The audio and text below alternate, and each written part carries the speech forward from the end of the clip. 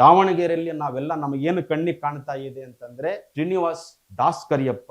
ಆ ಪಕ್ಷ ಅಂತ ಪಕ್ಷದ ಬಗ್ಗೆ ನಾನು ಮಾತಾಡೋದಿಲ್ಲ, ಯಾವ ಪಕ್ಷನ ನಮಗೆ ಗೊತ್ತಿಲ್ಲ. ಆದ್ರೆ ಶ್ರೀನಿವಾಸ್ ದಾಸ್ ಕರಿಯಪ್ಪ ಅಂತಕ್ಕಂಥ ವ್ಯಕ್ತಿ ಅಲ್ಲಿ ಒಬ್ಬ ಹಮಾಲಿ ಮಾಡುವಂತ ಬಡವರು ಹುಡುಗ ಬಿಜೆಪಿಯಿಂದ ನಿಂತಿದ್ದಾರೆ. ಎಲ್ಲ ಶೋಷಿತರು, ಎಲ್ಲ ದಮನಿರತರು, ಎಲ್ಲ ದಲಿತರು, ಎಲ್ಲ ಹಿಂದುಳಿದವರು ಇನ್ಕ್ಲೂಡಿಂಗ್ ಮುಸಲ್ಮಾನರು ಕೂಡ ದಾಸ್ ಕರಿಯಪ್ಪರ ಪರವಾಗಿ ನಿಂತಿದ್ದಾರೆ. ಅಲ್ಲಿ ಮುಸಲ್ಮಾನರಿಗೆ ಬಹಳಷ್ಟು ಅನ್ಯಾಯವಾಗಿದೆ. 86,000 ಮತದಾರರು ಇಟ್ಟುಕೊಂಡು ಅವರಿಗೆ ಅನ್ಯಾಯ ಮಾಡಿರ್ತಕ್ಕಂತಹ ಕಾಂಗ್ರೆಸ್ ಪಕ್ಷ ಅವರಿಗೆ ಅವಕಾಶ ಮಾಡಿಕೊಡಬೇಕಾಗಿತ್ತು. ಮುಸ್ಲಿಮರಿಗೆ ಅವಕಾಶ ಮಾಡಿಕೊಡದೆ ಇರೋದರಿಂದ ಆ ಎಲ್ಲ ಮುಸಲ್ಮಾನರು ಇವತ್ತು ಬಂಡ ಎದ್ದಿದ್ದಾರೆ.